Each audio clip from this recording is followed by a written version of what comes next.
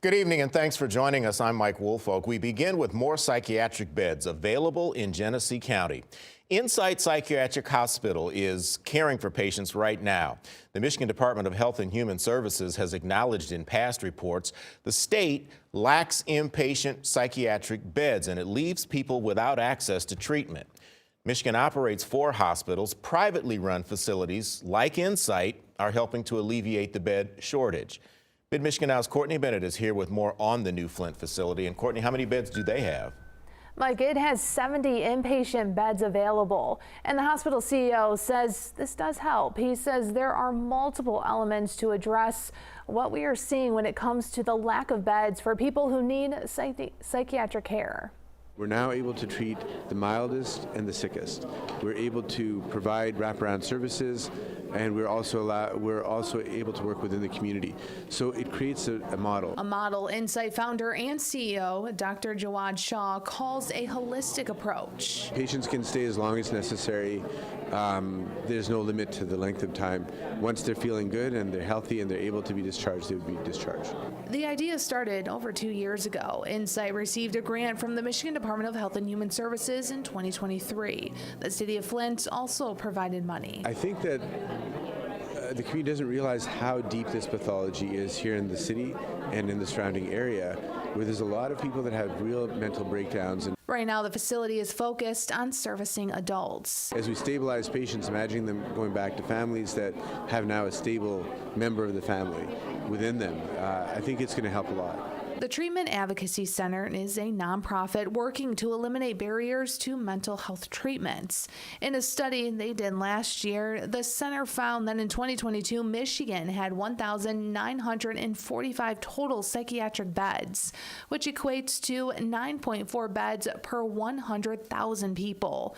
The state reports as of November, they now have 2,493 total beds. Insight has other facilities like this one in Saginaw, Detroit, and Ann Arbor. Patients are already being seen, and they do accept people from all over. You don't have to live in Genesee County. For now, live in the studio, Courtney Bennett, Mid-Michigan Now. Courtney, thank you. Folks, if you need a break from the snow, I hate to disappoint you. Mother Nature does have round 3 in store for us tomorrow. Chief Meteorologist Eric Estreva's in the Storm Ready Weather Center with our first look at the forecast. Eric, I'm looking at this radar and I can see this is kind of some widespread stuff. How much do we expect this time and when will it arrive? Mike, it's not going to be much, I'll tell you that. Most of us will stay below 1/2 of an inch, just a dusting or so of that snowfall. So really won't pile up and shouldn't cause too many issues, but it's what happens behind this wave of snow that's really going to start to make headlines as our temperatures will go even colder than they stand right now. Most readings are right there in the 20s, mid to upper 20s. Mount Pleasant right at 30 thanks to some overcast skies. But as you go into the thumb, it's a bit clearer. Bad X, you're down to 14 with those clear skies and that fresh snowpack. Also calm winds happening there. As the winds increase tonight, that will keep our temperatures from going too far and will continue to push in some of those extra clouds. Winds right now at about 5 to 10 miles per hour coming out of the southwest. For this evening, we'll stay dry. We will have some overcast really starting to pile on into the entire area for the majority of this evening. It's into the thumb that we may get down into the teens before that cloud cover starts to warm us up by a few degrees here later on this evening. Mid-20s to even some upper 20s expected the next few hours. Will primarily be down into the upper teens to low 20s by tomorrow morning. I think I can deal with the cold as long as the snow is at a minimum. Thanks, Eric. Developing tonight, Mount Morris Township Police are looking for answers in a double homicide. Take a look. This was the scene last night in the 1200 block of West Kurtz Avenue. Police say they found 2 men dead inside a house there. They had both been shot. The 2 men identified as Isaiah Pruitt and Cameron Washington Glover, 28 years old each.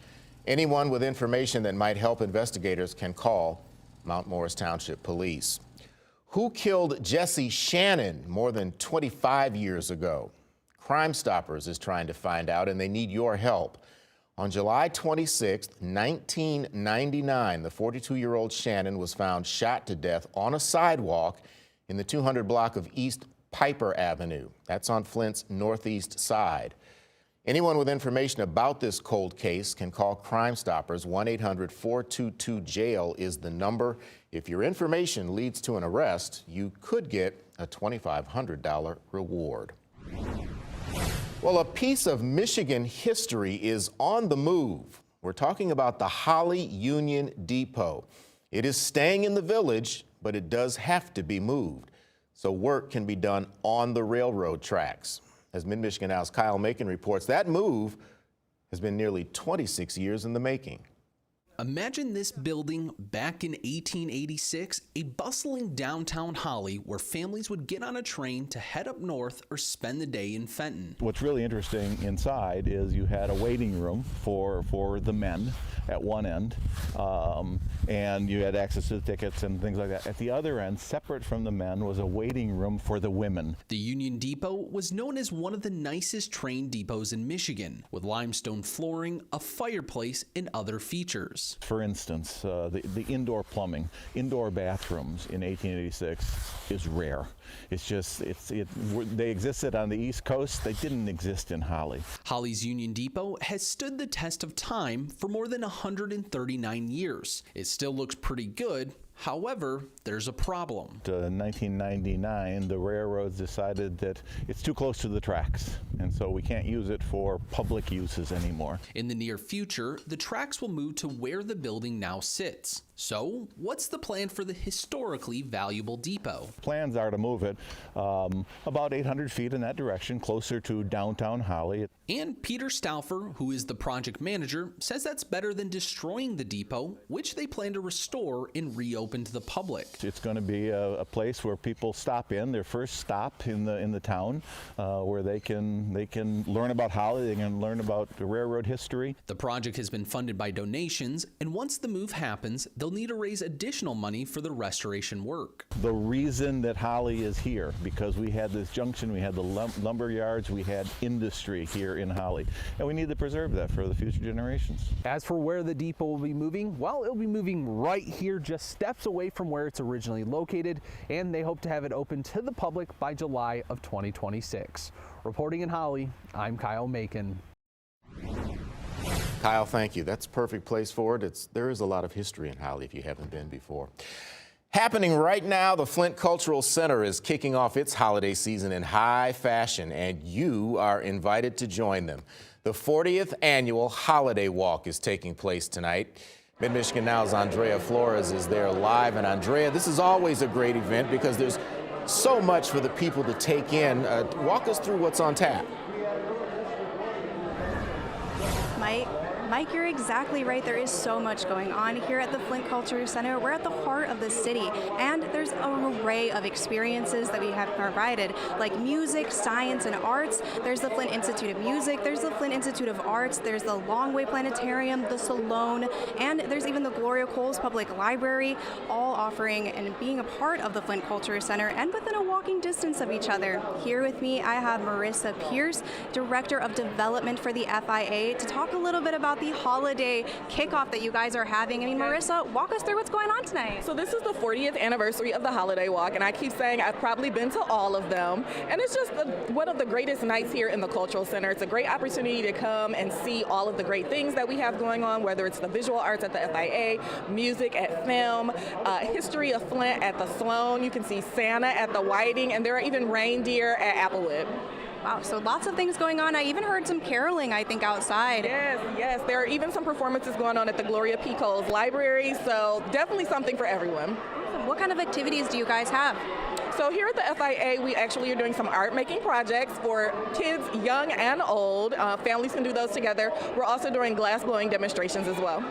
Awesome. So I don't know about you, but this definitely is one of my favorite times during the holidays. What is your favorite part about being a part of this kickoff? I think it's just great to see the community come together. We love to say that the Cultural Center is a hidden gem, but a hidden gem no more. And we love that people can come here if they haven't been here since they were kids, and they can come with family and friends to have a really great night out to kick off the holiday season. Awesome. Well, thank you so much, Marissa. We really appreciate you. We'll stay out here and, enjoy all these activities. But back to you guys at the station, reporting live here in Flint. Andrea Flores, Mid-MichiganNow.